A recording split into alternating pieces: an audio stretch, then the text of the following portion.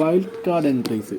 ഇപ്പോൾ big boss season 6 വന്ന ഈ വൈൽഡ് കാർഡ് എൻട്രീസ് വന്നതോടെ ബിഗ് ബോസ് സീസൺ 6 TRPയും മൊത്തം എല്ലാം മാറിയിട്ടുണ്ട്. മൊത്തം എല്ലാം ചേഞ്ച് ആയിട്ടുണ്ട്. പഴയ ബിഗ് ബോസ് അല്ലല്ല.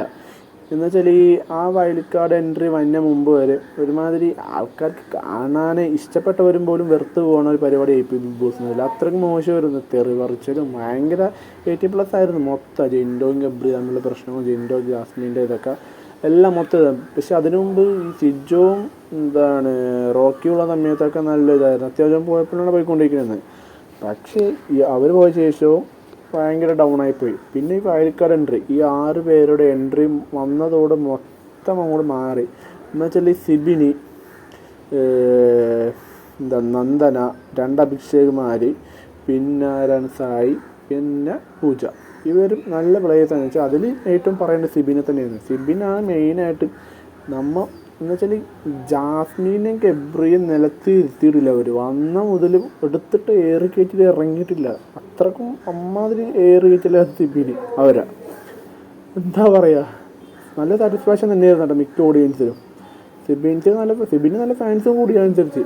എന്ന് വെച്ചാൽ ഈ സിബിൻ പവർ റൂമിൽ കയറിയ മുതൽ മൊത്തം ബിഗ് ബോസിൻ്റെ അങ്ങോട്ട് മാറി. ഇവർക്കൊന്നും പറയാൻ പറ്റാത്തൊരവസ്ഥ ആയിപ്പോയി. എല്ലാവരും ഇവരുടെ ചെയ്തിന് ഇവർക്കൊന്നും നടക്കണില്ല. ഇവർ പഴയ പോലെ നടക്കാനില്ല. എല്ലാവരും എടുത്ത് എറിക്കറ്റാണ്. പിന്നെ ജാൻമണീനെ ഒട്ടിച്ച് മറ്റവൻ അഭിഷേക്. ജാൻമണീനെ മിഡിൽ ക്ലാസ് ഫ്ലൈറ്റിൽ വേണമെന്ന് പറഞ്ഞ് ആരും ഇതും പറഞ്ഞ് സായും നല്ലവരെ ഒട്ടിച്ച് കയറ്റിയതാണ്.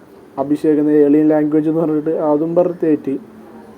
പിന്നെ അഭിഷേകിന് പറ്റിയൊരു മിസ്റ്റേക്ക് എന്ന് പറഞ്ഞാൽ ആര് കമ്മ്യൂണിറ്റീനെ പറഞ്ഞതുകൊണ്ട് അത് പുറത്തുള്ള കാര്യം അകത്ത് പറയാൻ പാടില്ല. ഷിമറലി അത് പറയുന്നത് ഒരു സ്റ്റേജ് അല്ല ബിഗ് ബോസ്. അങ്ങനെ വന്നപ്പോൾ അവനിക്ക് അവിടെ നിന്നൊരു പണി കിട്ടി. പിന്നെ അവൻ നിർത്തി പരിപാടി. പിന്നെ അവന് തല്ലുപിടിക്കാൻ പോകാറൊന്നുമില്ല ആരായിട്ടും. അതോടെ അവൻ്റെ പൊട്ടിക്കൽ കഴിഞ്ഞു. പക്ഷേ ശരിക്കും പറഞ്ഞാൽ അഭിഷേക് എന്ന് പറഞ്ഞാൽ നല്ലൊരു സ്ട്രോങ്ങസ്റ്റ് പ്ലെയർ തന്നെയാണ്.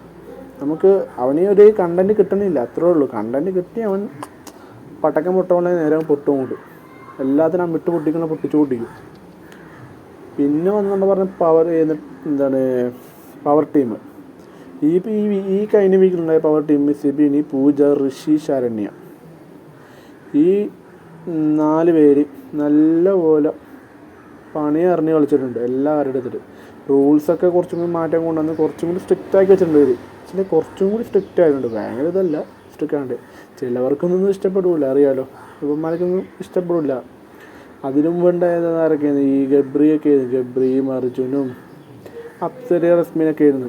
അത് വളരെ മോശം പവർ ടീം തന്നെയാണ് മിക്കവർക്കും. പ്രത്യേകിച്ച് ഗബ്രിനോട് ഒരു താല്പര്യമില്ല. എന്ന് വെച്ചാൽ ഗബ്രി ഔട്ടായിട്ട് തിരിച്ച് വന്നതാണ്. സീക്രട്ട് റൂമിൽ കൊണ്ടുപോയി ലാലേട്ടന് ഉപദേശം കൊടുത്തിട്ട് വാണിംഗ് കൊടുത്തിട്ടാണ് കയറ്റിയത്. അങ്ങനത്തെ ഒരാളൊന്നും പവർ റൂമിൽ കയറേണ്ട ആവശ്യമില്ല. സിബിനും ഇതന്നെ സംഭവിച്ചത്.